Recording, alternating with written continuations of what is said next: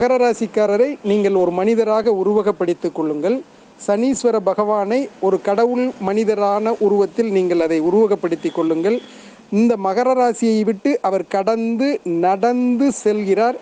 அவர் நடந்து செல்லும் பொழுது பாதம், இந்த மகர ராசிக்காரருக்கு சனி பகவானுடைய பாதம், அவர் எடுத்து வைக்கக்கூடிய அடிகள் கண்ணுக்கு தெரியும்ல.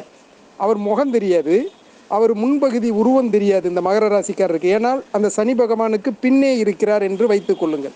அவருடைய கால் சுவடுகள் தூக்கி வைக்கும் பொழுது நமக்கு முன்னாடி ஒரு மனிதர் நடந்து போனால் என்ன தெரியும்? அவருடைய பாத சுவடுகள் நமக்கு தெரியும். அது தூக்கி நடக்கும் பொழுது பாத சுவடுகள் தெரியும். அந்த அவருடைய பின்பகுதி மட்டும் தெரியும். அப்போ முதுகு பகுதி தெரியக்கூடிய நிலையில் இந்த மகர ராசிக்காரருக்கு சனி பகவான் கடந்து சென்று கொண்டிருக்கிறார். மகர ராசியை கடந்து விட்டார். பாதம் தெரிவதனால் அவர் பாதச்சனி 2.5 வருடம் இந்த மகர ராசிக்காரருக்கு இருக்கும். இது